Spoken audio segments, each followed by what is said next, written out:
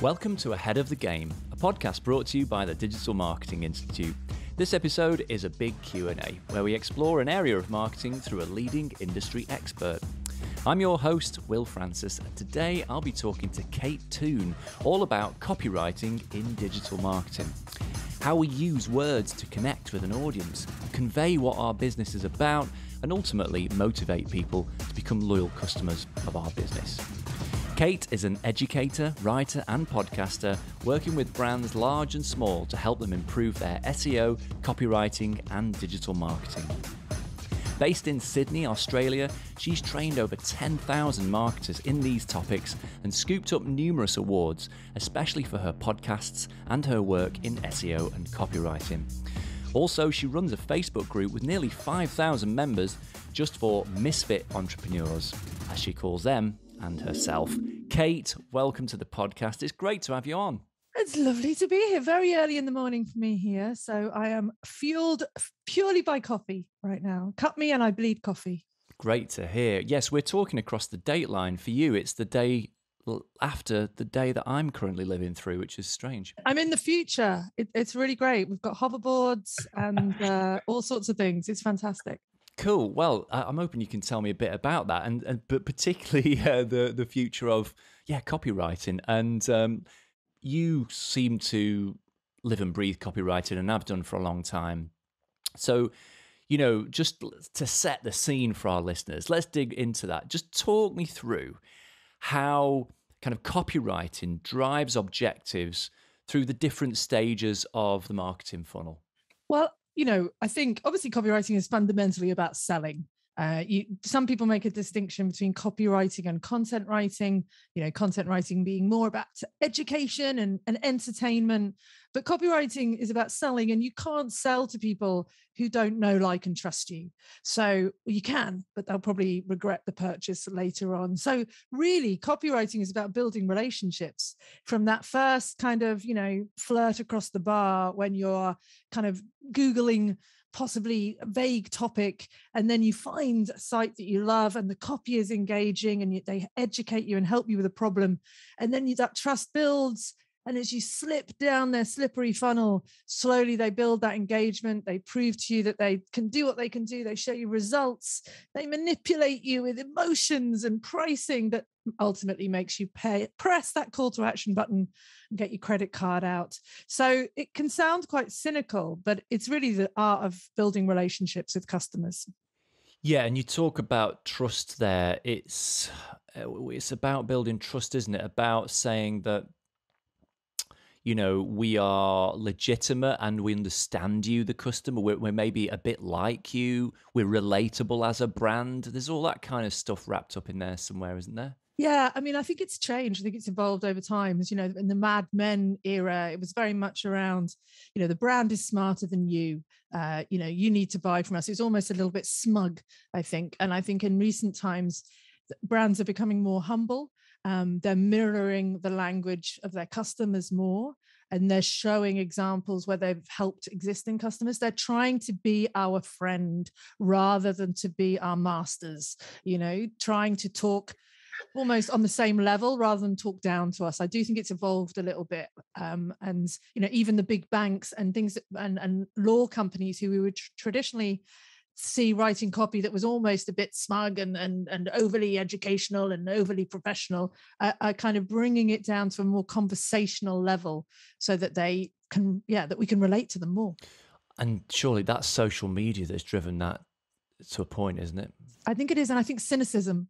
I think we see through brands now. We've seen a lot of brands, taken through the court of social media, that people have gathered their pitchforks, and that kind of gang mentality online humbles brands pretty quickly if they step out of line or they make a mistake.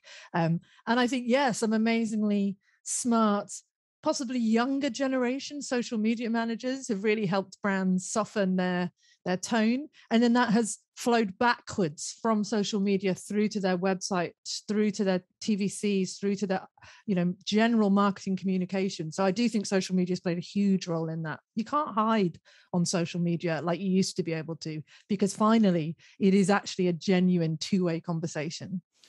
Yeah, I agree with that. And in the UK, as you know, because you're a Brit, I suppose the perennial example for tone of voice we use here is always innocent drinks. It's almost like a bit of a faux pas to use that example now because it's so ubiquitous, right?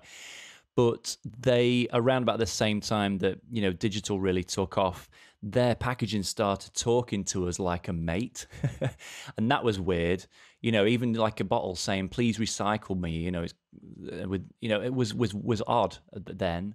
It was super innovative, and people still use innocent as an example. Can you make it sound like innocent? And I think they did a great job of what we in the trade call micro copy, which are the tiny bits of copy that don't seem important. It's not the big flashy headline or the sales page. It's the error message when you put something into the form wrong. It's the missing page message. It's the instructions on the back of the shampoo that say, don't put us in your eyes because we won't clean them.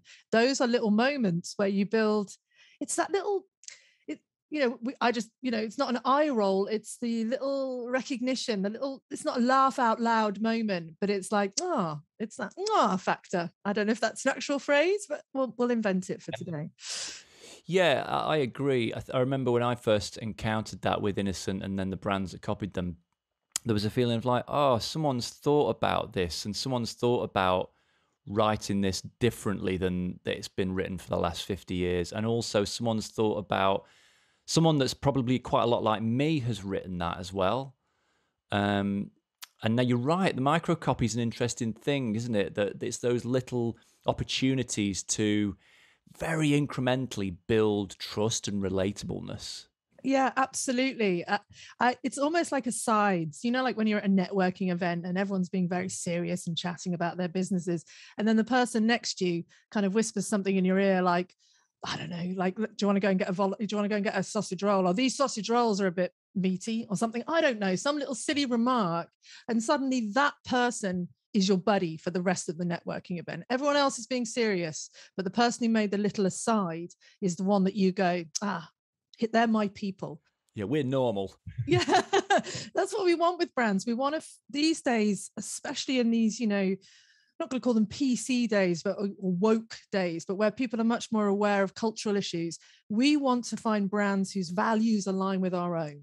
We don't want to be buying from brands who we ultimately find out are funding, gun purchases in the USA or diamond mines, whatever. We want to make sure that these brands are like us, are our people.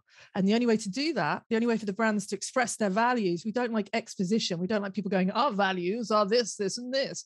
We need to feel those values through all those little incidental copy moments, I think. That's true. I mean, just to play devil's advocate for a second, how do we know that works? Like, not only the innocent thing, the relatableness, but also then moving on to that kind of shared values thing. Like, do we know for a fact that works, or does it just feel good from a marketing perspective? Well, I think what happens is you end up creating brand advocacy. So, Mr. Bezos, whatever you think of him, says your brand is what people say about you when you're not in the room. And I think what you'll find is that people become raving fans. The worst thing for a brand is to have indifference, where people are neither anti you or pro you. And by being a bit more edgy, yes, you will get people who hate your brand, who think that you're too much, you're trying to be too conversational, you're too cool for school. But then on the flip side, you'll get people who are just hugely into you, and they will become advocates for you, and you'll find that they're recommending you and mentioning you and forming Facebook groups about your brand without you even knowing about it, without you having to try. So that brand advocacy is harder to measure. It's not something you can necessarily put an ROI to, but I think we see it online. Someone gets a bad review and they don't have to come back and reply to it because their customers are there going, hey, no, this brand's amazing. They're amazing. They did this and they did this. And that kind of Viking tribe of support is the end result of this brand building exercise, I think. Yeah. Okay. So, and just to unpack that slightly, so you sort of mentioned there about, yes, you alluded to the mistake of being vanilla. And, there's that old saying, is it, if you're marketing to everyone, you're marketing to no one. It's better to be a distinct flavor. Some people think yuck, but the people who like it really like it. So great. I think we're agreed on that. So how do, how do we apply that to somewhere like social media and get that kind of tone of voice right? Like, how do we approach that? How do we know what's right for us? I think it is actually a conscious task to sit down and write your tone and voice. So one of the things that we have in the copywriting school is we actually have a big tone of voice template. Often when brands do voice or brand guidelines, they talk about, the pixels around the logo or the kerning on the text, and they actually don't sit down and think, who are we in this world? What are our values? What is our brand personality? And a really good way to kind of identify that is to think, what do we stand for in this world, and what do we stand against? What in our industry do we want to be contrarian about? So innocent is a great example. Bland fruit juices, health juices were all very worthy and serious, and for a certain type of people, they made it fun, they made it accessible. They didn't want to be talking about the percentage of pomegranate juice in their drinks. They wanted to give you little moments of lightness. So they became contrarians, not in a political way or race or religion, but just taking the pre-existing and tweaking it a little bit. So thinking about what you stand for and what you don't stand for, and actually consciously writing a tone of voice document and saying, if we want to come across as knowledgeable, how does that actually sound? What words will we use? What words won't we use? How will we construct our sentences? There's an actual real practical side to tone of voice, which can be as simple as a list of adjectives you will and won't use. Does that make sense? Yeah, absolutely. It's a big exercise. There's a lot of work to put into to get it right. You don't just sort of task someone to do social media and then like off you go. There needs to be an agreed way for the business to talk that means something to people and resonates with people and will ultimately, drive something. Yes, and it's consistent, because you mentioned social media, and often you can see that there's some really fun, cool social media manager, and it doesn't travel back up to the website. So you have this one experience online, but then you go to the website and it's a completely different tone of voice. So putting that effort into a tone of voice document, getting it agreed by everybody, and then actually using it as a living, breathing document, not just a PowerPoint that you save in your Google Drive, is a part of it. And going back to it again and again and learning from your mistakes. So some brands will take it too far, and they'll be too risque or too adventurous, and maybe you have to bring it back a little bit. So consciously thinking about every message that you put out there, after a while it does become second nature, and it doesn't become it sounds horrible, it sounds exhausting, but after a while it becomes second nature and everyone's on the same page, and you sound like you wherever you are, even if you're a big brand. Yes. Yeah, no, that sounds good. That's good stuff for our listeners to think about for sure. So you mentioned your copywriting school, and you've taught loads of people how to write better copy. That's clear. I'm intrigued because you've come across so many people keen to fix something or up their game in some way in copywriting. I'm sort of intrigued to know, what are the most common aspects of copywriting that people are struggling with? Where do people feel that they're getting it wrong, and how do you help them to overcome those things? Well, we're both British, and even you're a bit younger than me, but even back in my day, we were taught certain rules about writing that we have to abandon really in these modern days. So some people are stuck in set ideas about how you should write. I think the next thing is, while people can wax lyrical talking about their business, they struggle to translate that to the page. So suddenly, as they try to write about their brand or their story, it becomes staccato, and that they get that writer's block. So I think, overly formal language, inability to kind of get the message out. And then this myth that to attract people, you have to sound authoritative and professional, and you have to use long words and complex sentences. Those would be the main three things. It's almost like you need people to kind of shake it out, and get loose with their copy. And one of the ways the easiest ways to do that is to actually just record yourself talking about your brand or your business, and then, get that transcribed with something like Rev or Otter AI, and then read it back. Because what you'll see then is a real rhythm in your writing. We don't talk in paragraphs. I am on this podcast, and I need to stop talking so much. But we talk in short sentences. We talk in really long sentences that are complex and roll on and on. We maybe pump out a few bullet points. There is a pause in our talking to almost let the reader join the conversation. And when you see that voice copy written down, you start to understand that that's how written copy should be. It's still a conversation. You are talking to one person and they are responding in their head. You ask a question in copy, it's impossible for the person reading not to answer that question. So you are having a conversation and you sometimes need to leave a bit of white space for them to listen and contemplate. So those are the main things. And also when we talk, we don't talk with long sentences and adjectives and sound super professional, most of us. So it deformalizes your copy as well. So I think it's obviously the written format, but podcasts are great for this as well, because I'm sure you get this transcribed. I get mine transcribed, and you do see rhythm and repeated phrases that you use, and you find your voice through listening to your voice. That sounds so cheesy, but I love that. No, that's great. That's very true. Do you know what comes across though from the things that you mentioned there? I think that what they all have in common is that they suggest a lack of confidence.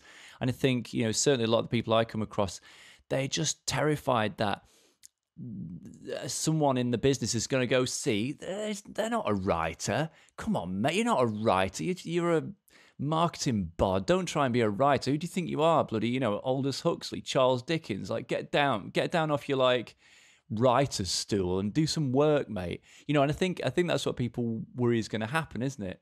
Yeah, no one wants to look a fool. I mean, that's, I think, one of the biggest drivers for humanity is we just don't want to look stupid.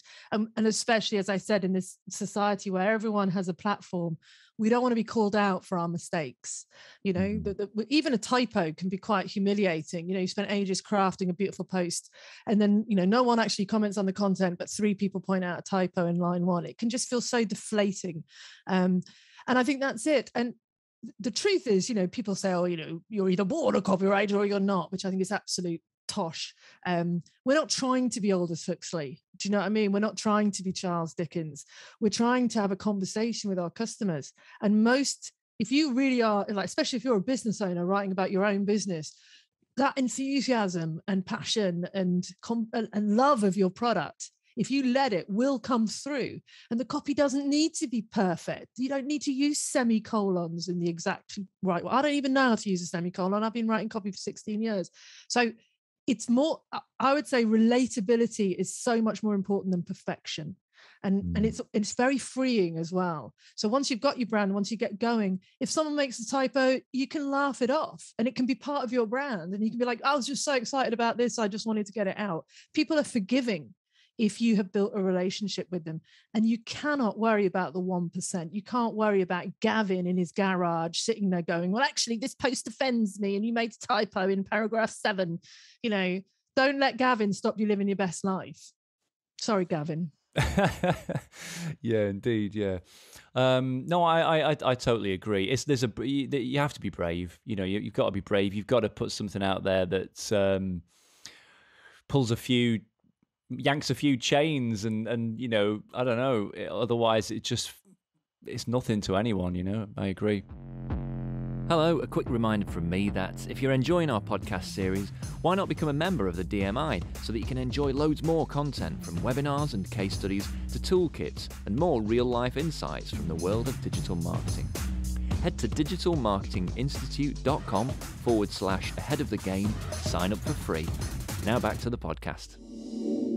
So just looking into your body of work, as you can imagine I did before this podcast, I saw that SEO is another big topic that you think about and work with an awful lot.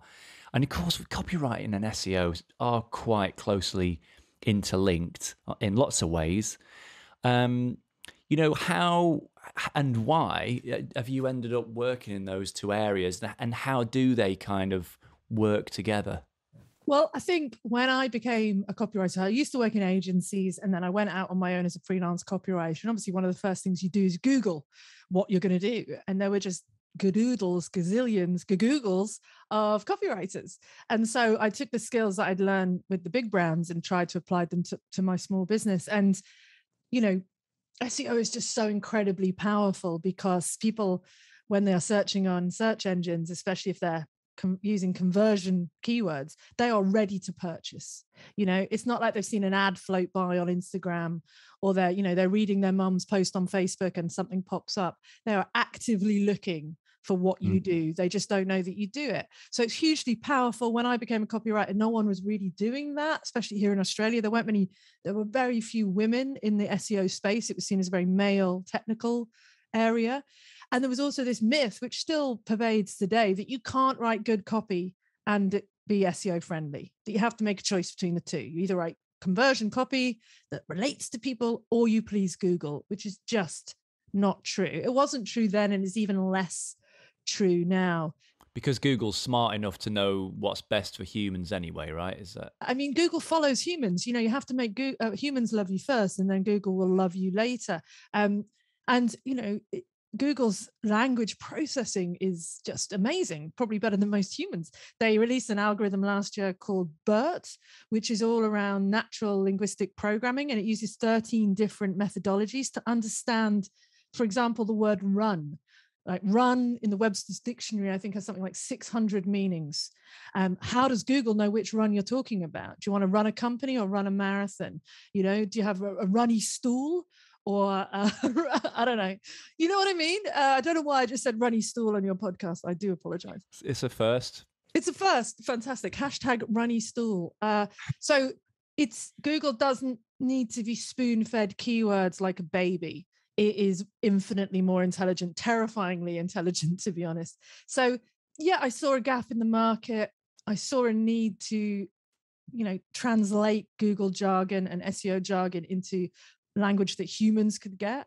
And it's a huge part of my business now. It's almost like copywriting and SEO are the two foundational pillars of my business. They not only help me build my business, but these days I do less copywriting and more teaching than I used to. So yeah.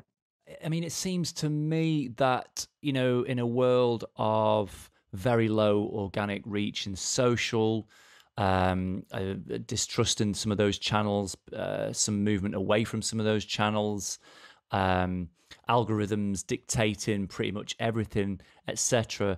It seems like, SEO does seem to be quite a future forward channel as well, because people will always be demonstrating their needs by the Google searches they make. And do you know what I mean? I mean, people say that SEO is dead. Every year someone comes back and says SEO is dead. It just gets more sophisticated, and it's only going to get more complex. And I think, we're seeing different parts of SEO rise up. Mobile search is a huge factor now, and the way that the results are presented on mobile is minimal. You only get 1 or 2 results now. You don't get a whole page of 10 to choose from. And also voice search. We are talking to our devices more, whether it be Alexa, Siri, Google, the fridge. I talk to my microwave, doesn't do anything, but it makes me feel better. And the way that we use voice search is very different to the way that we type on our keyboard. So yeah, it's future proof, but it's also something you need to stay on top of, because it's evolving at a rate of knots, So, but at the end of the day, Google will always need to make a connection between what we put into a search engine and what it displays. Whether we've got Black Mirror-esque nodes in our brain and we don't have to type anymore, still, Google's going to have to make that connection, and it's going to use a series of factors to decide whether you rank first or I rank first. And it's just it's not a dark art. It's not magic juju. There is no secret to SEO. It's very linear and very black and white once you know how it works, So I think people are put off from SEO because they think it's some kind of secret potion that only certain people can learn, which is absolutely not true. Yeah, no, indeed. We've done a bit of work on the podcast trying to demystify SEO for exactly that reason. It gets seen as, sort of a dark art, and actually it's just about being useful, about creating content that people clearly want. Anyway, but you mentioned the Australian market, suggesting that there wasn't so much happening when you kind of got started there. Just give me an overview. How is that? How is the Australian market different in terms of a place to kind of work in digital marketing than Britain and anywhere else that you've got, experience with Europe and the US, I suppose? Yeah, I mean, obviously I was in the UK for a long time and I'm still connected to an awful lot of copywriters there. I think it's a much more crowded market. I mean, there's more people in the UK, but there are an awful lot more copywriters. And I think there's a much clearer advertising and marketing sensibility in the UK. Not to put Australia down, but when I first came to Australia, I worked at Ogilvy, it was Singleton Ogilvy over here, and the level of advertising was much less sophisticated. That kind of wry humor and difficult to get ads in the UK where people just go crazy for them. It wasn't happening here. It was pretty much like beer, drink this beer. It's good beer. There was no sophistication. Now, it's moved on a lot since then, obviously. But I still think that, I'm going to say that, God, I'm going to sound terrible. I still think the UK has it when it comes to wit and kind of smartness in advertising. I really do. And I think in Australia that we're coming along with that, but we're a combo of US and UK. So, I'd say US marketing is very much more salesy and more pushy and a bit more rah-rah. England's very kind of, how would you describe it? I don't know. So there's a cultural difference, but Australia is a really exciting place to be a marketer. It's very collaborative. It's a smaller industry. People tend to know each other more. And we're just so goddamn excited for anything we get. We don't have 50 conferences to choose from. We can't bob over to France to an event. We're stuck in the middle of nowhere. So it's a bit insular, but that's a beautiful thing as well. I'm getting a bit poetic here. No, that's nice. I can see how that would work. Yeah, there's maybe a bit more kind of a bit more of a community, I suppose. Community and camaraderie, I think. It feels a lot less competitive. People are much more willing to pat each other's backs and bottoms than I ever found in the UK. But maybe that was just me and my bottom. And is that a digital thing, or what about kind of offline marketing in Oz? Is that, would you see? Is that still a thing? Offline marketing? No, I'm joking. Yeah, I mean, again, we don't have as many TV stations.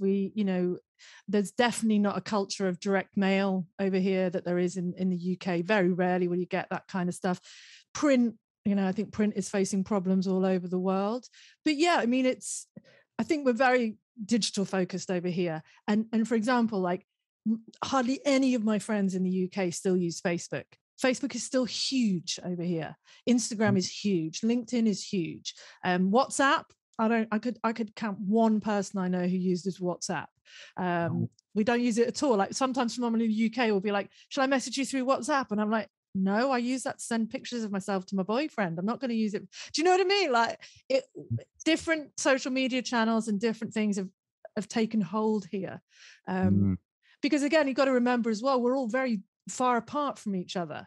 So, if I've got a friend in Perth, I might not see them for like whatever. They're 3 hours behind, even though they're in the same country, and they're, a good solid 4-hour flight away. So I think everyone here is really looking for that sense of community, obviously in the last couple of years with COVID as well, but people are looking for connection in a way maybe they don't need so much in England because you're all on top of each other so much. Someone's pressed against you on the tube, you're not quite as in need of human contact. So just thinking about that, you're talking about that market in a more general sense, just a more global sense.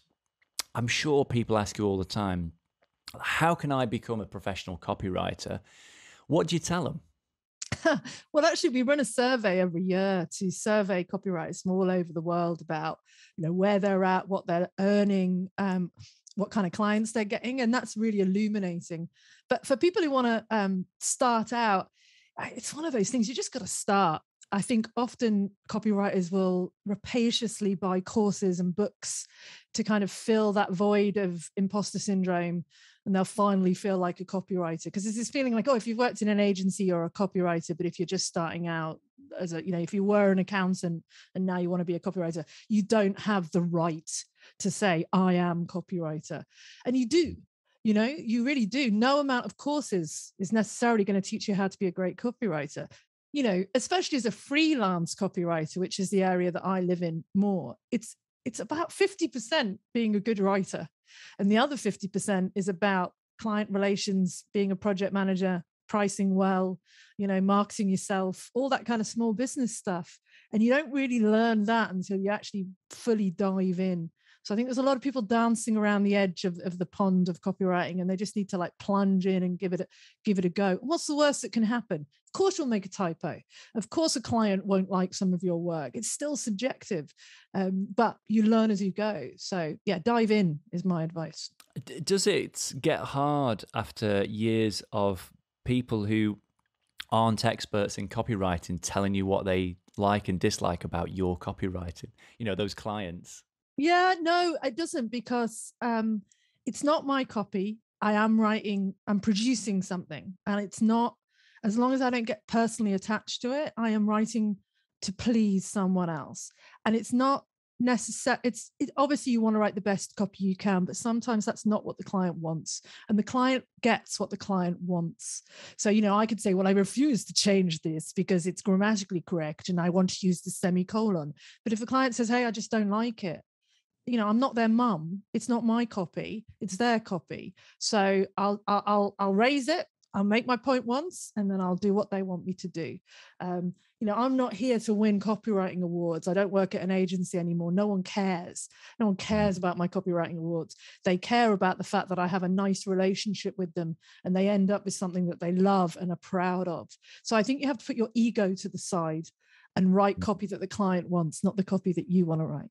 It's a very good point, because something I've seen in my career is when new creatives, that could be copywriters, but it could also be designers, videographers, photographers, creatives of all stripes. One thing I've really noticed is a real rookie thing, people early in their career, they just get way too attached to the work. And I've given advice to people like, mate, don't stress it. If what client wants, client gets. We all go home, we get paid. It's okay. It's hard though, because as creative creatures, that's what drives us. That's why we got into it. Yeah, that's what we live. So I think it's really important to maybe have a side hustle or something that you do. Like for a long time, I wrote film scripts. I've written a couple of books.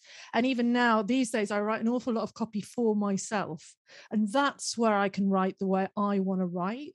And then what happens over time, though, as well, if you really write the way you want to write with all your weird idioms and quirks, and you share a lot of that online, especially as a freelance copywriter, after a while, people will come to you and say, I want copy like the way you write it.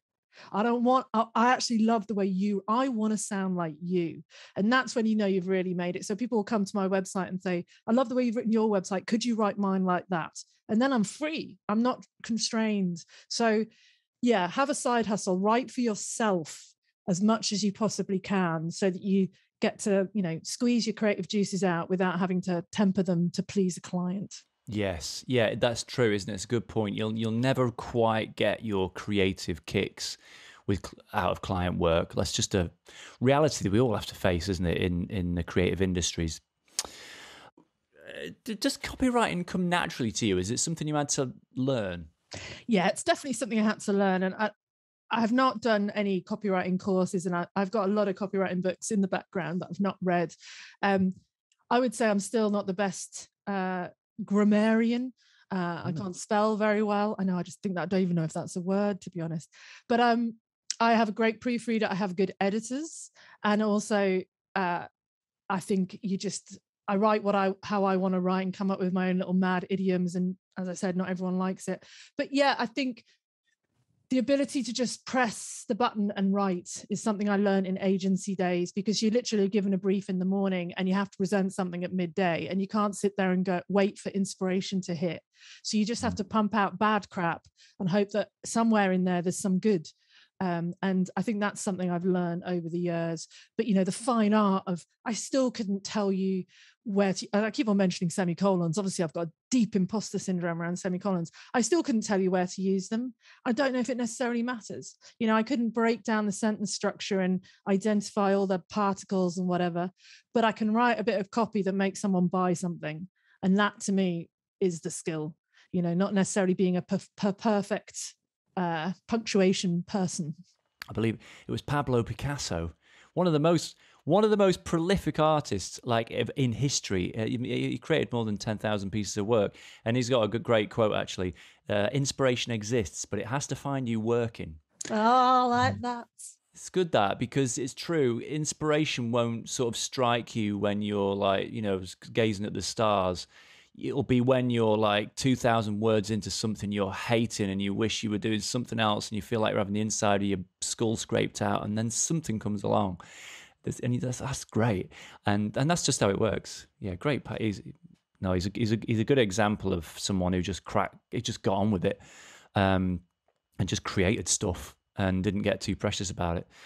So a lot of people listening to this might not necessarily want to become a copywriter, but there'll be a small business owner who wants to hire a copywriter. Have you got any tips for someone who would be looking to hire a copywriter to make that a bit easier for them? Yeah, I think you have to be very clear about what you want. There's nothing worse than a vague brief. So I think, and don't think of it in literal terms. I want 2 pages of copy. Try and think more about what you want the end result to be. What are you trying to achieve? What conversion goal do you have? Because your idea of what might make that goal happen might be different to the copywriter's goal. So I get a lot of. We have a job board on our Clever Copywriting School, which is free, by the way. You can pop people on there. And people come in and say, I want 20 blog posts. And you're like, why?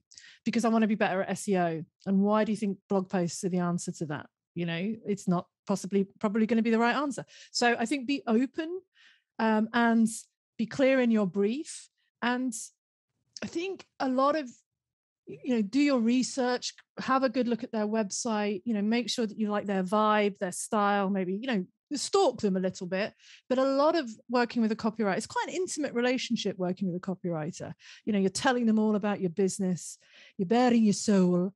So a lot of it is going to be about click. Do you click with that copywriter? Do they make you feel good about the project that you're going to work on? I don't think these days we necessarily ask for a sample up front, but maybe get them to write a little bit before they write the whole thing, and make sure that you're into the tone and the style, and don't be afraid of giving feedback.